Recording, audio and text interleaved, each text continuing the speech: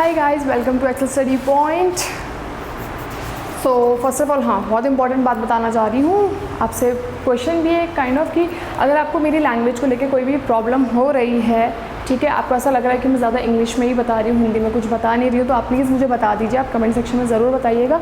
अगर ऐसा कोई प्रॉब्लम है तो मैं कोशिश करूँगी कि मैं आपको ज़रूर हिंदी में भी प्रॉपर्ली बताऊँ। वैसे तो मैं जनरली हिंदी में ही बता रही हूँ, बट कुछ वर्ड्स होते हैं ना जैसे जो समझ नहीं आते हैं, हिंदी के अलग ही होता है।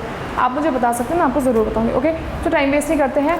हमने लास्ट क्लास में हमने पढ़ा था बेसिक इंडियन इकोनॉमी, ठीक है। इसमें हमने क्या पढ़ा था, इकोनॉमी के बारे में पढ़ा था कि इकोनॉमी क्या होती है, ठीक है। हमने ये देखा था उसमें कि टाइप्स क्या हैं इकोनॉमी के।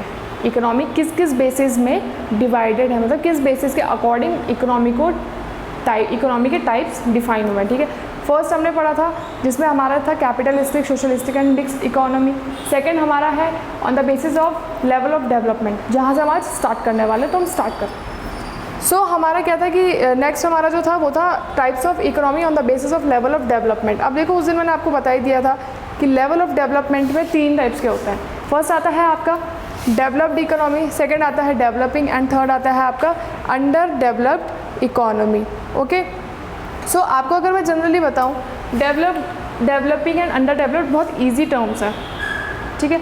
अगर डेवलप्ड इकोनॉमी की मैं बात करूँ तो डेवलप्ड इकोनॉमी हमें कहाँ देखने को मिलती है? डेवलप्ड इकोनॉमी हमें वहाँ देखने को मिलती है जहाँ पे क्या होता है आपके, मतलब जहाँ पे जिस एरिया में क्या होता है, रिसोर्सेज क्या होते हैं, प्रॉपर्ली अवेलेबल होते हैं, ठीक है। जहाँ पर रिसोर्सेज प्रॉपर्ली अवेलेबल होते हैं मीन्स कि आपका क्या है, आपके जो रिसोर्सेज चाहिए आपको, इकोनॉमी ऑब्वियसली बात है, इकोनॉमी की बात हो रही है तो इकोनॉमी में आपको तो रिसोर्सेज चाहिए ही होंगे, क्योंकि आपने प्रोडक्शन करना है, डिस्ट्रीब्यूशन भी करना ही है, ठीक है। तो उसके लिए आपको रिसोर्सेज चाहिए। तो उसके लिए आपको क्या होगा, natural resources most important, production के लिए जो चाहिए होता है नेचुरल रिसोर्सेज चाहिए। तो नेचुरल रिसोर्सेज आपको क्या होने चाहिए, अच्छे अमाउंट में होनी चाहिए ना। ऐसा तो नहीं कि कम हो रिसोर्सेज और आप बिल्कुल आपकी इकोनॉमी बिल्कुल डेवलप्ड हो जाएगी, ऐसा नहीं होगा। आपकी इकोनॉमी तभी डेवलप्ड होगी जब आपके रिसोर्सेज एबंडेंट बहुत ज़्यादा अमाउंट में होंगे कि आपको कमी ना पड़े प्रोडक्शन में भी, ठीक है। इसमें क्या है आपका, इसमें आपका क्या होता है, आपके जैसे ह्यूमन फिजिकल रिसोर्सेज है, आपका नेचुरल रिसोर्सेज है, ये सारे क्या होते हैं आपके जब बहुत प्रॉपर अमाउंट में होते हैं और इनको क्या होता है प्रॉपरली क्या कर रहे हैं, यूटिलाइज कर रहे हैं, ठीक है। इतने अमाउंट में है कि आपको कभी कमी ना पड़े प्रोडक्शन में, तो वहाँ क्या होती है, उस इकोनॉमी को हम जनरली क्या कहते हैं, डेवलप्ड इकोनॉमी, ठीक है।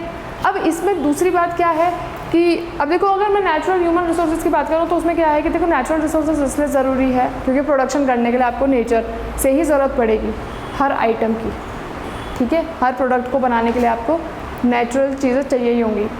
फिर अब ह्यूमन रिसोर्सेज का क्या काम है, ह्यूमन रिसोर्सेज का ये काम है कि भाई जब प्रोडक्शन कर रहे हो तो प्रोडक्शन करने के लिए भी तो कोई चाहिए, रोबोट तो होगा नहीं। अब आ रहे हैं रोबोट वाली टेक्निक्स भी आने लग गई है, बट पहले तो नहीं था ऐसा, रोबोट तो नहीं करते थे, इंसान तो चाहिए होते थे, तो ह्यूमन रिसोर्सेज भी चाहिए, ठीक है। फिजिकल रिसोर्सेज वही कि जब ह्यूमन रिसोर्सेज है तो भाई उनका फिजिकल, उनकी जो पावर लग रही है वो सब। अब इसमें आपका क्या है कि इसमें एग्रीकल्चर का जो कंट्रीब्यूशन है वो क्या है, कम होता है। डेवलप्ड इकोनॉमी में एग्रीकल्चर का जो कंट्रीब्यूशन है, एग्रीकल्चर मीन्स प्राइमरी सेक्टर, जो कि आगे आपको डिफाइन किया जाएगा टाइप्स ऑफ सेक्टर्स। तो इसमें जो प्राइमरी सेक्टर मीन्स एग्रीकल्चर है उसका कंट्रीब्यूशन क्या होता है, कम होता है इन कंपैरिजन जो सेकेंडरी, ठीक है। इसमें क्या है, जो आपका सेकेंडरी और टर्शरी सेक्टर है उसका जो कंट्रीब्यूशन होता है वो ज़्यादा होता है, ठीक है। क्योंकि प्राइमरी में देखो, आपने प्राइमरी सेक्टर में क्या किया, आपने प्रोडक्शन किया, ठीक है।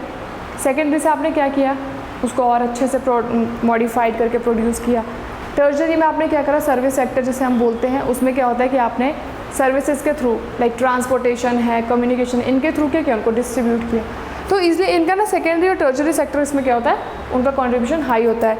नेक्स्ट इसमें मोर्टेलिटी और इन्फेंट मोर्टेलिटी रेट भी क्या होता है, कम होता है। पढ़ेगा लिखेगा इंडिया तभी तो बढ़ेगा इंडिया, सुना है, खैर इंडिया की बात नहीं हो, वैसी एग्जाम्पल है।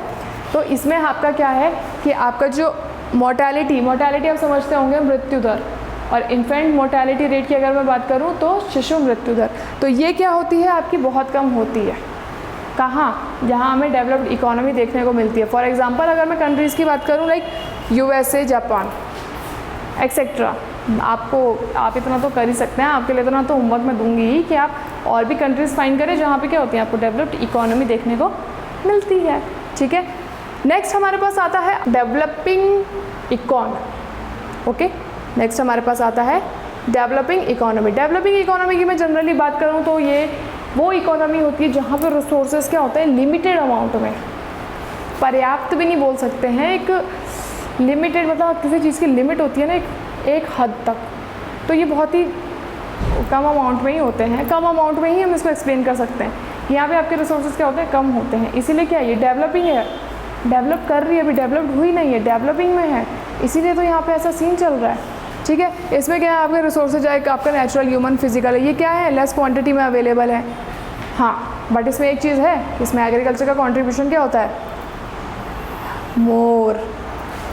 यहाँ पे एग्रीकल्चर का कंट्रीब्यूशन बहुत ज़्यादा होता है। ठीक है, फॉर एग्जांपल अगर मैं बात करूँ डेवलपिंग कंट्री में, देखो आपका कौन सा आता है, India, Brazil, south Africa, China. अब देखो इंडिया से आपको बताएं तो भाई इंडिया के तो हो ही, आप भारत देश के हो, तो इतना तो आपको पता ही होगा कि इंडिया में सबसे ज़्यादा क्या होती है, खेती बाड़ी करते हैं लोग। चाहे पहाड़ों पे जाओ, चाहे आप उधर जाओ, किधर ईस्ट की तरफ जाओ, ईस्ट की तरफ भी नहीं जाओ, अब पूरे इंडिया में देखो आपको सबसे ज़्यादा क्या दिखेगी, खेती बाड़ी दिखेगी। लोगों के पास कोई रोज़गार नहीं होगा, लोग खेती बाड़ी ज़रूर करेंगे, एग्रीकल्चर ज़रूर करेंगे, इसीलिए इनमें क्या होता है, एग्रीकल्चर का कंट्रीब्यूशन क्या होता है, ज़्यादा होता है। ठीक है, अब यहाँ पे मोर्टेलिटी और इन्फेंट मोर्टेलिटी रेट भी क्या होता है, ज़्यादा होता है एज़ कम्पेयर टू डेवलप्ड में तो खैर कम होता है। अब यहाँ देखो वही बात आ गई ना, मृत्यु दर, शिशु मृत्यु दर। अब जब आपकी कंट्री डेवलप्ड ही नहीं है, वहाँ की इकोनॉमी डेवलप्ड ही नहीं है, ठीक है, तो वहाँ फैसिलिटीज़ भी अच्छी नहीं होंगी। अब फैसिलिटीज़ अच्छी नहीं होंगी तो मोर्टेलिटी रेट तो होता ही क्या है, मृत्यु दर, मतलब कोई बीमारी से अगर कोई व्यक्ति मरा है जिस एरिया में, वहाँ की पॉपुलेशन में उसका रेशियो जो है। अब जब फैसिलिटी नहीं होगी तो बीमारी ठीक नहीं होगी, बीमारी ठीक नहीं होगी तो इंसान बेचारा चला जाएगा, है ना। और अगर मैं इन्फेंट मोर्टेलिटी रेट की बात करूँ तो ये आपको तो कब से पता होगा कि इंडिया में बेटा चाहिए, अरे बेटा चाहिए, अरे बेटी है तो मार दो, क्या करना है, सिंपल सी बात है। ठीक है, तो इन्फेंट मोर्टेलिटी रेट तो आपको वैसे भी पता होगा कि यहाँ इंडिया में क्या है, सबसे ज़्यादा होता है, इवन इंडिया में, ब्राज़ील, साउथ अफ्रीका में भी बहुत ज़्यादा है। नेशनल इनकम और पर कैपिटा इनकम की बात मैं करूँ तो वो यहाँ पे कम है। क्यों कम है, वही पढ़ेगा इंडिया तभी तो बढ़ेगा इंडिया। जब इंडिया पढ़ाई करेगा, इंडिया के लोग पढ़ाई करेंगे, पढ़ाई लिखाई करेंगे, तभी तो बढ़ेंगे ना। पढ़ेंगे लिखेंगे नहीं, कमाएंगे नहीं तो पर कैपिटा इनकम नहीं बढ़ेगा, पर कैपिटा इनकम नहीं बढ़ेगा तो नेशनल इनकम भी नहीं बढ़ेगी, सिंपल सी बात है। ठीक है, तो यहाँ का ये क्या होता है कि नेशनल इनकम और पर कैपिटा इनकम क्या होती है, इनकी लो होती है। अच्छा, चाइना को मैंने हाईलाइट कर रखा है, क्यों, आप लोगों को शायद पता हो, नहीं पता हो तो मैं आपको बता देती हूँ, क्योंकि चाइना पहले डेवलप्ड कंट्री के अंदर आता था, लेकिन 2023 के जो स्टैटिस्टिक डेटा है उससे क्या हुआ है कि चाइना को डेवलपिंग कंट्री के अंदर रख दिया गया, जबकि उसकी सेकंड लार्जेस्ट क्या है, इकोनॉमी है। ठीक है, बट उसको फिर भी क्या कर दिया, डेवलपिंग के अंदर रख दिया। ये क्वेश्चन एक आपके लिए इंपॉर्टेंट हो सकता है, क्योंकि लोग जनरली सोचते हैं चाइना वेल डेवलप्ड है तो डेवलप्ड इकोनॉमी के अंदर आता है, but no, China is under the developing economy. Okay, so next हमारे पास आता है अंडर डेवलप्ड इकोनॉमी। अब अंडर डेवलप्ड भी क्या है, काइंड ऑफ छोटा भाई बोल सकते हैं डेवलपिंग इकोनॉमी का। ठीक है, डेवलपिंग इकोनॉमी का हम छोटा भाई बोल ही सकते हैं। अंडर डेवलप्ड इकोनॉमी में क्या है, आपके जो रिसोर्सेज क्या हैं, नहीं है, यूटिलाइज ही नहीं हो रहे रिसोर्सेज आपके। ठीक है, वहाँ पे क्या है, जनरली जो लोग उसमें जो जहाँ पे हमें ये अंडर डेवलप्ड इकोनॉमी देखने को मिलती है जिस एरिया में, तो उस एरिया के लोग क्या, अब वहाँ पे क्या रिसोर्सेज है नहीं, तो वहाँ के लोग क्या करते हैं, जो उनका ट्रेडिशनली चीज़ें हैं, ट्रेडिशनली जो उनके कल्चर हैं उस पर ज़्यादा डिपेंड रहते हैं। लाइक अगर किसी का ट्रेडिशनल क्या है, खेती बाड़ी, तो वो उस पर डिपेंडेंट है।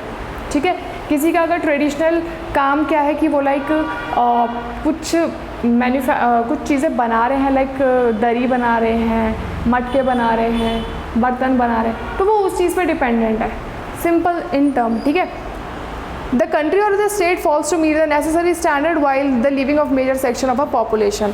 अब भैया जब आप अंडर डेवलप्ड के अंदर हो, जब आपका डेवलपमेंट तो बिल्कुल भी नहीं है, थोड़ा बहुत भी नहीं है, ठीक है, रिसोर्सेज नहीं है, तो भैया आप तो लिविंग स्टैंडर्ड आपका जो है वो तो बिल्कुल ही हो ही नहीं सकता। क्या नहीं हो सकता, आप मतलब आप लिविंग स्टैंडर्ड, आप उसका जो क्राइटेरिया होता है उससे तो आप मेल ही नहीं खाते हो बिल्कुल भी। ठीक है, this leads to the materialistic deprivation, hunger, deterioration of health and overall living standard. अब जहाँ पैसा नहीं होगा वहाँ सेहत भी नहीं होगी, पढ़ाई नहीं होगी, पैसा नहीं होगा, तो इसमें भी क्या कह रहा है कि इसमें आपका क्या है, भूख बढ़ेगी, भूखे रहेंगे लोग, ठीक है। आपकी क्या है, हेल्थ क्या होगी, हेल्थ भी नीचे जाती रहेगी, और ठीक है आपका लिविंग स्टैंडर्ड तो खैर नीचे जाएगा, क्योंकि जब आपकी हेल्थ ठीक नहीं है, आप पढ़ाई लिखाई आप करते नहीं हो, तो बचा गया आपके पास, तो आपका तो ओवरऑल स्टैंडर्ड ही चला गया नीचे। फॉर एग्जांपल अगर मैं बात करूँ अफगानिस्तान और भूटान की, यहाँ पे आपको क्या मिलता है, अंडर डेवलप्ड इकोनॉमी देखने को मिलती है, ठीक है। नेक्स्ट अगर हम बात करते हैं तो क्या हुआ है, the categories of developed and developing countries. अब 2019 में क्या हुआ था कि जो वर्ल्ड बैंक था, सब पता ही होगा सबको, विश्व बैंक ही बोलते हैं शायद उसको, ठीक है।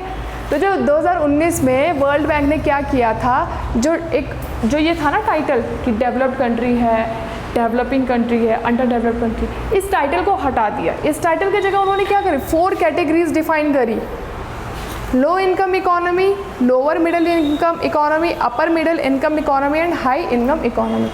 लो इनकम इकोनॉमी की जनरल में बात करूँ तो ये वहाँ देखने को मिलेगी जहाँ पे पर कैपिटा इनकम कितनी होगी, लेस देन $1046।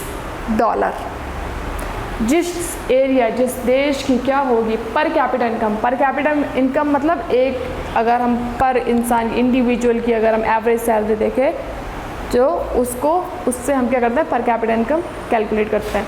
तो पर कैपिटा इनकम अगर आपकी $1046 से कम है तो क्या हो, आप किसके अंदर आते हो, low income economy. Lower middle income economy किसकी होगी, जिसकी क्या होगी, $1046 से ज़्यादा होगी लेकिन $4095 से कम होगी, मतलब 1046 से $4095 के बीच में जिसकी पर कैपिटा इनकम होगी वो आता है आपके lower middle income economy. Upper middle income economy की बात करूँ तो जिसका क्या है, बिटवीन $4095 व $12,695 के बीच आते हैं जिनकी per capita income. And last हमारे पास आता है हाई इनकम इकोनॉमी। तो इसकी बात करें अगर हम, तो ये क्या होता है, इसमें आपकी पर कैपिटा इनकम जो क्या है, $12,695 से डॉलर से ज़्यादा पर कैपिटा इनकम है, वो आपके किस में आते हैं, हाई इनकम इकोनॉमी। तो अगर अब हम किसी कंट्री को डिफाइन करते हैं कि वो डेवलप्ड है अंडर डेवलप्ड, तो हम ये टर्म ज़्यादा यूज़ नहीं करते हैं, टर्म यूज़ होता है बट जनरली हम उनको इस बेसिस पे, मतलब वर्ल्ड बैंक उनको इस बेसिस पे डिफाइन करता है कि हाँ भाई ये कंट्री डेवलप्ड है कि नहीं। तो वो कैसे डिफाइन करेगा कि हाँ भाई इसकी लो इनकम इकोनॉमी है, इसकी लोअर मिडिल इनकम इकोनॉमी है, अपर मिडिल इनकम इकोनॉमी है या फिर हाई इनकम इकोनॉमी है।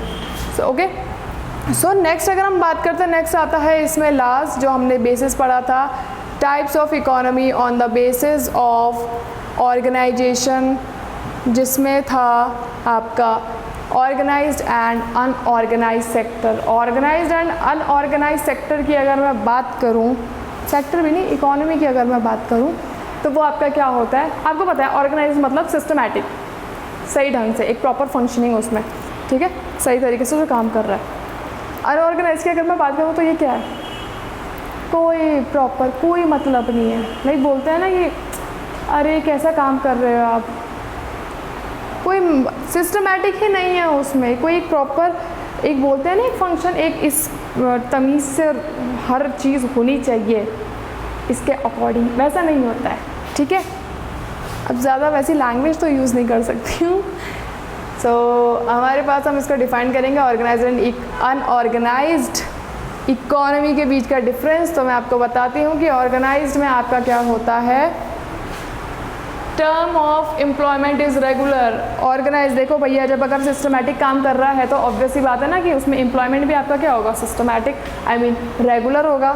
सिंपल सी बात है, सरकार को ले लो, काम क्या है, सरकारी पेपर निकालो और आपका क्या है वो सिस्टम है। अब खैर सिस्टमैटिक तो काम क्या ही करती है, बट अगर हम वैसे देखें तो वहाँ क्या आपका एम्प्लॉयमेंट तो रेगुलर है। दूसरी साइड देखें अनऑर्गेनाइज में, तो वहाँ पे आपका क्या होता है, एम्प्लॉयमेंट रेगुलर होता ही नहीं है। Characterised by small and scattered unit which are largely outside the control of government. मतलब इसमें आपका अगर हम बात करें तो इसमें प्राइवेट इंस्टीट्यूशंस आ जाते हैं। Second, they are registered. अच्छा ठीक है, ऑर्गेनाइज में क्या होता है कि ये क्या होते हैं, गवर्नमेंट के थ्रू क्या होते हैं, रजिस्टर्ड होते हैं और इनको क्या करना पड़ता है, गवर्नमेंट के रूल्स एंड रेगुलेशंस फॉलो करने पड़ते हैं। इसके उल्टे अगर हम देखें अनऑर्गेनाइज में, तो इनको क्या करना पड़ता है, इनको कोई भी गवर्नमेंट कोई भी रूल एंड रेगुलेशन पास करता है ये फॉलो नहीं करते हैं। क्यों करेंगे फॉलो, जब उनका एम्प्लॉयमेंट ही कुछ नहीं है, रेगुलर ही नहीं है, फिक्स ही नहीं है, तो क्यों करेंगे। इसमें क्या है, अब देखो काम करने वालों को कितने मज़े हैं, पूरी जॉब की सिक्योरिटी मिलती है कि मतलब आप कुछ ना भी करो तो भी आपको जॉब से हटाने का कोई वो नहीं है, आप रहोगे जॉब पे और आपको क्या है फिक्स सैलरी मिलेगी। अनऑर्गेनाइज की बात करें, अनऑर्गेनाइज में क्या है, no job security, no fix salary. Private में देख लो दोनों एक ही पोस्ट पे हैं, इसने काम ये रेगुलर आता क्या, इसने छुट्टी करी, दोनों के क्या हो गई, सैलरी डिफरेंट हो गई, ठीक है। छुट्टी वाली सैलरी काट दी उसकी बेचारे की, उसको दूसरे को पूरी मिली सैलरी जो आ रहा था, ठीक है। और ऐसा भी हो सकता है कि जॉब से निकाल दे जो बेचारा इतनी छुट्टी कर रहा था। सरकार में, गवर्नमेंट में मिलता है ऐसा, गवर्नमेंट जॉब में आपको देखने को। अच्छा, there is a provision for work and fixed hours. Government में क्या होता है कि आपको एक fix term, fix hours, fix मतलब बोलते हैं ना कि इतने ही घंटे आपको जॉब करनी है, आपका टाइम है। लेकिन अनऑर्गेनाइज में ऐसा नहीं होता है। ऑर्गेनाइज का अगर मैं एग्जांपल दूँ तो सिंपल सी बात, सरकारी नौकरी में आपका क्या होता है, सुबह 9 बजे जाओ, 5 बजे छुट्टी आपकी फिक्स है, ठीक है, प्लस सैटरडे संडे छुट्टी। लेकिन देखो प्राइवेट में ऐसा नहीं है। प्राइवेट में आपको पता है कि सुबह 7 बजे भी बुला लेते हैं, 8 बजे भी बुला लेते हैं, एंड क्या होता है कि आपको 5 बजे भी बैठा सकते हैं 5 बजे तक, या फिर आपको रात 10-10, 11-11 बजे बैठना पड़ता है। छुट्टियाँ भी बहुत कम होती हैं, ठीक है। ये है ऑर्गेनाइज्ड एंड अनऑर्गेनाइज्ड इकोनॉमी, ठीक है। नेक्स्ट इसमें आता है types of economy on the basis of market engagement और global relationship. Most important one जिसमें आते हैं आपके दो, ओपन इकोनॉमी, क्लोज्ड इकोनॉमी। अब ओपन का मतलब क्या होता है, बंद। ओपन का मतलब बंद होता है, नहीं। ओपन का मतलब क्या होता है, खुला, ठीक है, बाय मिस्टेक तो ही जाती है। और क्लोज का मतलब क्या होता है आपका, बंद। तो ओपन इकोनॉमी को अगर मैं हिंदी में बताऊं तो खुली अर्थव्यवस्था, और क्लोज को मैं बताऊं तो बंद अर्थव्यवस्था। अब ओपन क्लोज से आपको सिंपल पता चल रहा है, ओपन का मतलब हर चीज़ में आप ओपन हो, खुला है सब कुछ, क्लोज में बंद हो। तो इसमें अगर हम बात करें तो इसमें आपका क्या है, इकोनॉमिक रिलेशनशिप क्या होते हैं। जो ओपन इकोनॉमी हमें देखने को मिलती है जहाँ पे क्या होती है कि आपकी जो इकोनॉमी है, चाहे आपकी कंट्री की, अगर मेरी पर्टिकुलर मैं अपनी कंट्री की बात करूँ तो हमारी कंट्री की इकोनॉमी क्या है, other rest of the world के साथ क्या है, रिलेशनशिप्स चल रहे हैं, ठीक है, उनके साथ परफॉर्म कर रही है। तो इसमें आपका ये देखने को मिलता है ओपन इकोनॉमी में, ठीक है। Like economy that has economic relationship with the rest of the world, in this economy there is an outflow of goods and services, ठीक है। जब आप अदर कंट्री या होल वर्ल्ड के साथ आप क्या कर रहे हो, इकोनॉमिक रिलेशनशिप्स आपके बन रहे हैं, पूरे वर्ल्ड के साथ बन रहे हैं, तो आपका क्या, आपका तो गुड्स एंड सर्विसेज भी क्या होते रहेंगे, इम्पोर्ट एक्सपोर्ट चलते ही रहेगा आपका इसमें, ठीक है। इसमें आपका ये है। एंड अगर क्लोज की बात करें तो देखो, that economy doesn't share, they treat relation with outside economy. ये सिर्फ अपने ही अंदर तक सीमित रहते हैं, ठीक है, अपने एक देश की बात ले लेते हैं, एग्जाम्पल देते हैं। अगर हम इंडिया की बात करें तो इंडिया में क्लोज इकोनॉमी अगर होगी तो वहाँ क्या होगा कि वो इंडिया की जितनी इंडिया की टेरिटरी है, जो बाउंड्री है पूरी, उसी के अंदर क्या होगा, इम्पोर्ट एक्सपोर्ट होगा। वो other rest of the world के साथ कोई इम्पोर्ट एक्सपोर्ट नहीं करेगी, कुछ भी नहीं करेगी, इकोनॉमिक रिलेशंस ही नहीं बनाएगी, ठीक है। जैसे कि फॉर एग्जांपल अगर मैं बात करूं तो ये आता है आपका नॉर्थ कोरिया, ठीक है, नॉर्थ कोरिया तो सुना ही होगा। नेक्स्ट इसमें इम्पॉर्टेंट जो है वो है आपके लिए एक नोट कि इनिशियली आफ्टर इंडिपेंडेंस, आज़ादी के बाद इंडियन इकोनॉमी जो थी वो क्या हो गई थी, क्लोज्ड इकोनॉमी बन गई थी। 1947 के बाद इंडिया की जो इकोनॉमी थी वो क्लोज इकोनॉमी बन गई थी। लेकिन 1991 में क्या था, जो गवर्नमेंट ऑफ इंडिया ने क्या किया था, उन्होंने ओपन इकोनॉमी को एक्सेप्ट कर लिया था। ओपन इकोनॉमी एक्सेप्ट कर ली थी, किस फॉर्म में, in the form of LPG। अब प्लीज़ ये मत बोलना LPG का मतलब है लिक्विफाइड पेट्रोलियम गैस, वो घर में जो गैस वगैरह होते हैं, प्लीज़ वो नहीं, वो लेवल, वो IQ मत लगाना है। LPG means liberalisation, privatisation and globalisation, ठीक है। 1991 में गवर्नमेंट, सरकार, इंडिया की जो सरकार है, भारत सरकार है, उन्होंने क्या कर दिया था, इसको LPG को क्या कर दिया था, एक्सेप्ट करते हुए इंडिया की जो इकोनॉमी थी उसको क्या कर दिया था, ओपन इकोनॉमी कर दिया था। अब अगर मैं आपको लिबरलाइजेशन, प्राइवेटाइजेशन और ग्लोबलाइजेशन इन फ्यूचर तो बताऊंगी, बट अभी आपको थोड़ा एक बेसिक बता देती हूँ। तो लिबरलाइजेशन का मतलब क्या होता है कि लिबरल होना, किसी के साथ अच्छे से रहना, ठीक है। तो लिबरलाइजेशन का मतलब क्या होता है कि इसमें जो रूल्स एंड रेगुलेशंस होते हैं, गवर्नमेंट ने जो रूल्स एंड रेगुलेशंस लगाए होते हैं उसमें छूट मिल जाती है थोड़ी बहुत, थोड़ा बोलते हैं ना नरम स्वभाव के हो जाती है सरकार, ठीक है। इसमें आपका लिबरलाइजेशन में ये होता है। प्राइवेटाइजेशन की अगर मैं बात करूँ तो प्राइवेटाइजेशन में जो ओनरशिप होता है, ठीक है, वो किसके पास, वो क्या होता है, प्राइवेट सेक्टर के पास आ जाता है, ठीक है। मतलब लाइक अगर कोई गवर्नमेंट ओन कर रही है, कोई स्टेट ओन कर रहा है तो वो क्या होगी, वो प्राइवेट के पास दे देंगे। और किसके थ्रू होगा ये, डिसइन्वेस्टमेंट के थ्रू। इसमें क्या होगा आपका कि जैसे आपकी अब इसमें डिसइन्वेस्टमेंट का मतलब अगर मैं आपको बताऊँ, इन्वेस्टमेंट नहीं होगी तो बेचारी पब्लिक सेक्टर कुछ नहीं कर पाएगी, सरकार नहीं कर पाएगी कुछ। इन्वेस्टमेंट तो जनरली प्राइवेट वाले ही करते हैं, तो इसलिए उसको क्या कर देते हैं, प्राइवेट सेक्टर के पास उसकी ओनरशिप, उसका कंट्रोल दे दिया जाता है। ग्लोबलाइजेशन की अगर मैं बात करूँ तो ये it is a process associated with increasing openness, growing economic interdependence and deepening economic integration in the world economic. Globalisation की अगर मैं जनरली बात करूँ ग्लोबली, ठीक है, तो ग्लोबलाइजेशन की अगर मैं बात करूँ तो इसमें आपका क्या होता है, लिबरलाइजेशन, जिसमें हमने क्या बताया मैंने आपको कि आपका क्या होता है, जो गवर्नमेंट रूल एंड रेगुलेशन लगाती है उसमें आपको छूट मिलती है, उसी के थ्रू तो ग्लोबलाइजेशन होता है। जब आपको छूट मिलेगी रूल्स एंड रेगुलेशंस में, रेस्ट्रिक्शंस नहीं होंगी, तभी तो आप क्या कर पाओगे, जो पूरी अपने से अलग जो आप और जो रेस्ट ऑफ द वर्ल्ड है उसके साथ जब आप अपनी इकोनॉमी रिलेशंस बनाओगे तभी तो बना पाओगे जब छूट मिलेगी। अब सरकार लगा रही है, रेस्ट्रिक्शंस लगा रही है, नहीं भैया हम तो इस कंट्री के साथ नहीं, इसके साथ नहीं, तो क्या होगा, कुछ नहीं होगा, इकोनॉमी नहीं हो पाएगी, ठीक है। तो उसके लिए क्या है, ग्लोबलाइजेशन फैक्टर आता है, तो ये प्रोसेस आता है, ठीक है। इसमें क्या आपको मतलब खुला बोलते हैं ना, ओपन इकोनॉमी टाइप, आपको खुली छूट मिल जाती है, ज़्यादा छूट भी नहीं मिलती है, बट हाँ ये क्या कुछ छूट मिल जाती है कि आप बाहरी क्या कर सकते हो, बाहरी इकोनॉमी जो आपका जो वर्ल्ड है उसके साथ आप क्या कर सकते हो, इकोनॉमिक रिलेशनशिप बना सकते हो। ओके, होप सो आपको आज की क्लास को लेके कोई कन्फ्यूज़न ना हुआ हो, बट अगर इन केस अगर ऐसा कुछ रह जाता है सो प्लीज़ ज़रूर बताइएगा अपनी क्वेरीज़, हम वेट करेंगे आपकी क्वेरीज़ का कि आपको कुछ क्वेरीज़ तो नहीं है, ठीक है।